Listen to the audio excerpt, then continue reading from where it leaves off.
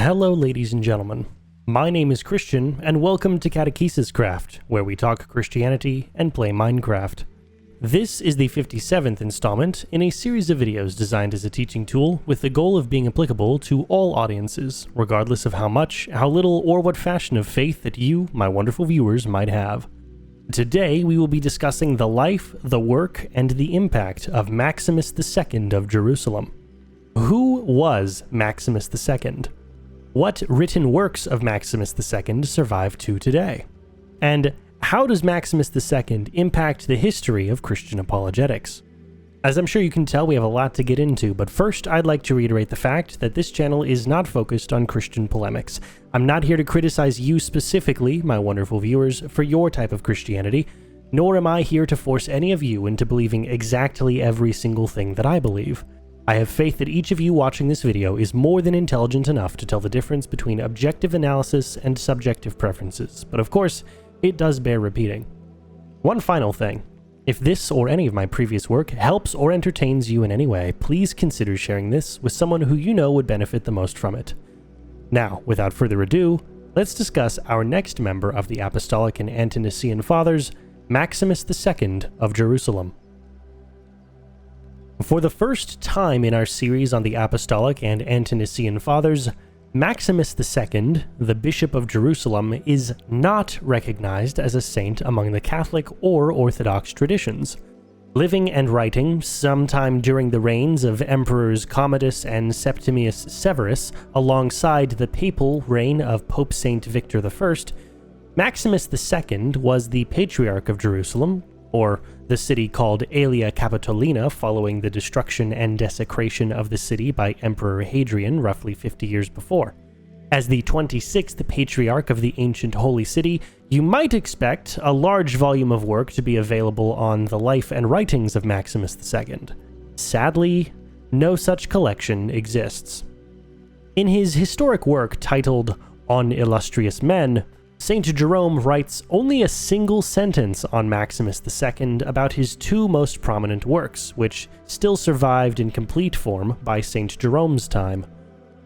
Quote, Maximus, under the same emperors, propounded in a remarkable volume the famous questions, what is the origin of evil, and whether matter is made by God.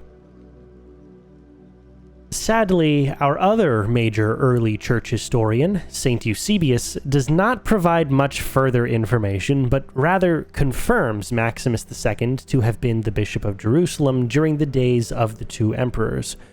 While he lists other works of Maximus II, St. Eusebius concedes that the texts were fragmented or destroyed by his time.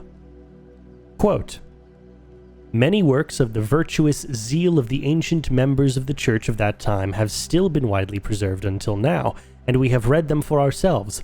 Such are the writings of Heraclitus on the epistles, and the writings of Maximus on the problem of the source of evil, so much traversed by the heretics, and on whether matter has an origin.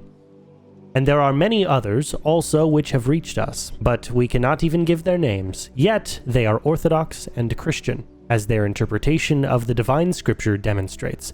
But the writers are unknown to us because their names are not given in their writings. As those last words by St. Eusebius clarify, so many invaluable works in Christian history have passed away into memory for their lack of preservation. The same was almost the case for the works of Maximus II. Of his few surviving fragments, the Roberts Donaldson translation opens with a few more interesting details of Maximus II being cited by Origen and later anti-Marcionite works. Quote, He was a noted character among Christians, according to Eusebius, living according to Jerome under Commodus and Severus. He wrote on the inveterate question concerning the origin of evil, and the fragment here translated, as given by Eusebius, is also textually cited by Origen against the Marcionites, if that dialogue be his. The reader will not fail to recollect that liberal citations out of his work are also to be found in Methodius, On Free Will. Even still, Among the Apostolic and Ante-Nicene Fathers, the distance between the information we have on Maximus II as a bishop, author, or even simple biographical details, and the importance of his surviving works might as well be an insurmountable chasm. In an uncommon departure from the writing style of the previous members of the Apostolic and Ante-Nicene Fathers, Maximus II's Book Concerning Matter, or In Defense of the Proposition that Matter is Created and is Not the Cause of Evil, which we will simply refer to as Fragments of Maximus for simplicity, is written not as a treatise or scholarly discourse, but rather a dialogue between two people, Maximus II and an unnamed Gnostic. The only previous example of a similar writing style, however tenuous the connection may be, would be Saint Justin Martyr in his work titled Dialogue with Typho, discussing his conversion. Even then, there's very little precedent for the dialogue format in regards to historic church writings. To set the stage, Gnosticism is a pagan religious philosophy that, while tenuously older than Christianity, is most famous for its integration and eventual overtaking by several Christian heresies. Primarily, Gnosticism teaches that the physical realm in all of its forms is corrupted and is therefore inherently evil, and that the non-physical, which is called the spiritual or the intellectual, is a perfect, and therefore pure and good, form of existence. The goal of Gnosticism is to achieve perfect, so-called hidden knowledge, or gnosis, and to essentially transcend the physical into the immaterial or spiritual. Simply put, Gnosticism teaches that you can learn your way into perfection. It is in this arena that we join Maximus II, the Bishop of Jerusalem.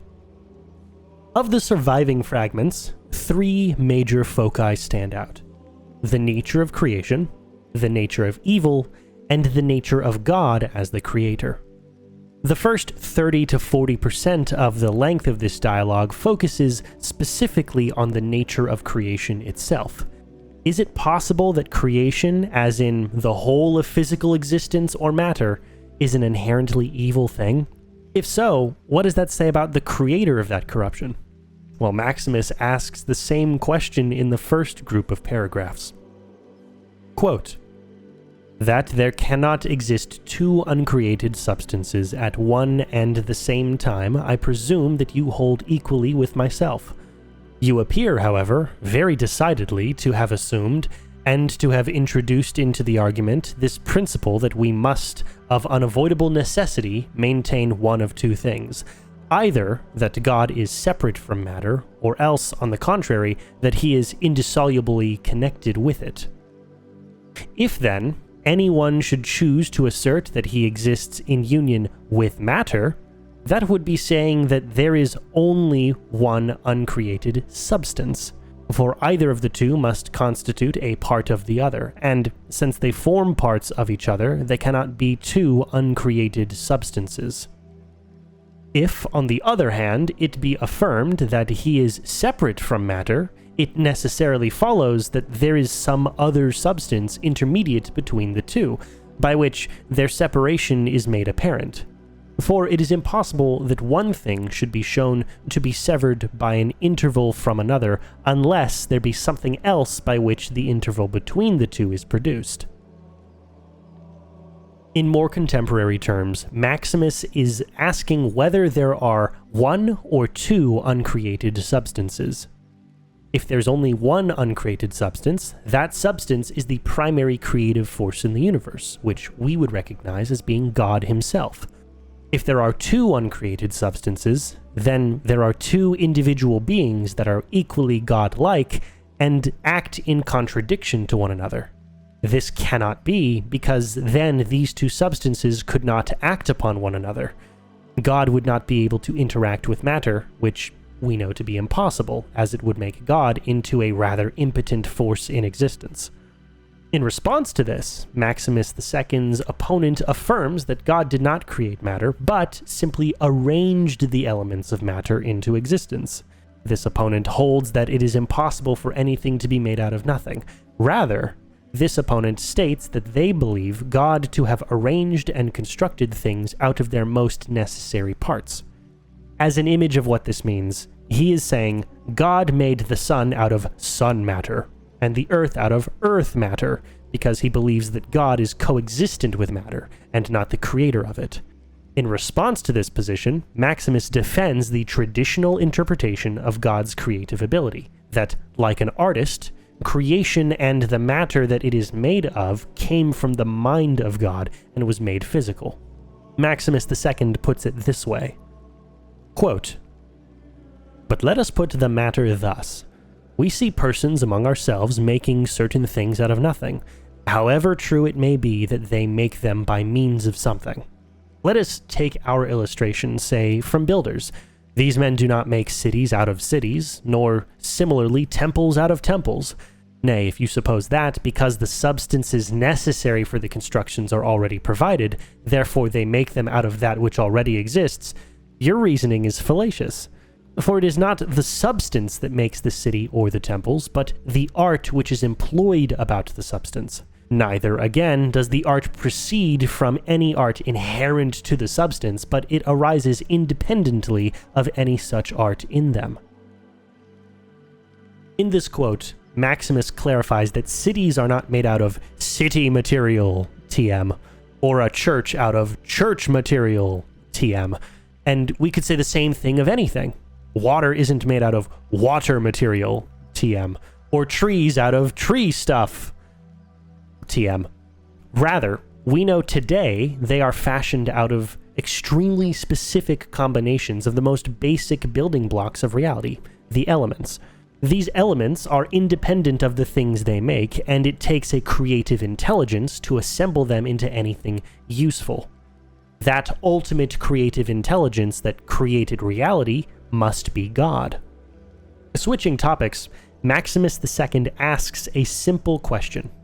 Is evil a substance, or is it a quality of substances?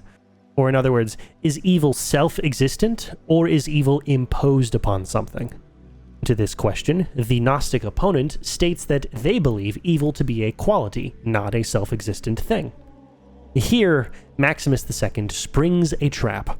If the opponent believes that matter is co-eternal with God, and that matter does not have inherent qualities of good or evil until those terms are imposed upon it, then this Gnostic opponent is saying that they believe God to have given certain forms of matter the title of good, and others evil, making God the author of evil. Quote, "But matter was destitute of qualities and of form. This I assumed at the outset of the discussion. Therefore, if things evil are qualities of substance, and matter was destitute of qualities, and you have called God the author of qualities, God will also be the former of that which is evil.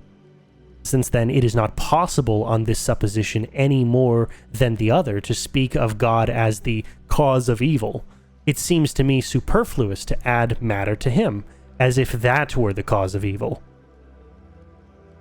Of course, this cannot be.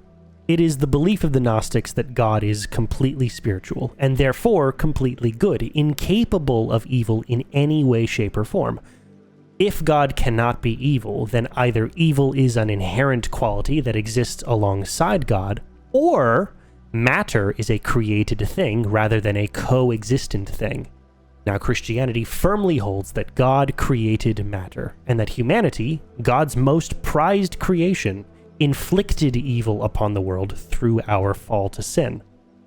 In the final 30-ish% of the surviving fragments, Maximus II takes these previous points, God must be the singular uncreated creator, and matter was created by God, and expands upon the details. While these are invaluable for reading material, the rather complex language and lack of a conclusion to these fragments makes the remainder of the text rather difficult to parse through for the sake of an overview like our episode. In regards to Maximus II, though not recognized as a saint, nor often as a great theologian or apologist of the ante-Nicene Fathers, he clearly demonstrates that you cannot defeat an idea or an argument if you do not understand how to articulate that idea itself. Rather, as is common among the millennia-old history of Christianity, you can only defeat an idea by proving the idea to be flawed, to be broken, or to be otherwise corrupted. You can only defeat darkness by carrying the light. That light is Jesus, the light of man. That light shines in the darkness, and the darkness has not overcome it. This video is not sponsored by anyone, but please support my friends over at Via Tradition. They are producing simple, stylish Catholic designs for a wide variety of clothing, accessories, daily use items, and home goods. I myself am a big fan of their Gregorian chant prints, and I could always use another notebook in the home. Please head on over to www.via-tradition.printful.me and pick up your favorites today. No matter what denomination or lack thereof that you ascribe to, I hope that this has been educational and has given you, my wonderful viewers, a primer on Maximus II, the Bishop of Jerusalem, and the strength that is truth when one is well read on what is false. As always, I highly suggest that if you're interested in a deeper understanding of a specific denomination's doctrine, the best place to go will always be an actual pastor, priest, or well-lettered theologian in that tradition. I am merely a layman, doing the best that I can with the gifts that God has given me, and hopefully illuminating the path along the way for all of you. Thank you all so much for watching. If you have enjoyed this video, if you have found it informative or educational in any way, please consider leaving a like, commenting what you gained most from it, and please share this or any of my previous work with those who you believe would benefit the most from it. If you are interested in more videos like this, good news! Next week, we continue with our series on the Apostolic and Ante-Nicene Fathers with more content well on its way, so please make sure to subscribe and turn on your notifications for future releases. This has been the 57th installment in what I pray will be a long and fruitful series, taking biblical topics and concepts, large and small, and forming them into simple, digestible bites, with some amount of gameplay in the back because, let's face it, it's nice to have something on screen while you're learning. Please leave a comment if you would like a certain topic to be covered, as I do read as many comments as I can on these videos, and it's always good to know what my audience wants to see. If you would like the opportunity for your questions to be read out in a video, please send your Q&A questions to our email, CatechesisCraft@gmail.com. As was demonstrated last week, I will occasionally be posting Q&A videos where I answer directly the questions that you guys have about Christianity. Now, there's nothing off the table, but of course, I cannot guarantee that every single question will be answered in every single one of the Q&A style videos. Even still, my goal is to make this channel an open resource of simple, straightforward, and clear answers that accurately represent the beliefs of Christians across time. If you would like to pick up a Bible for yourself, which, as I'm sure you can tell, is pretty central to our work here, please consider checking out our video on Bible translations and using the links below that video for your choice. Each product linked in the description of that video utilizes Amazon affiliate links, and every purchase using those links costs absolutely nothing extra for you, but provides us here at CatechesisCraft with a small percentage to help fund our work. You can also become a supporter on Locals for just $10 a month and get access to supplementary articles, blog posts, and at some point, live streams and access to a Minecraft server, both of which are coming soon in the biblical sense. But all of this is completely optional. I'm excited to be on this journey with all of you, and I'm extremely thankful for the fact that you chose to watch this video. I hope you all have a great rest of your day, whenever you happen to be watching this. God bless, and I'll see you all next time.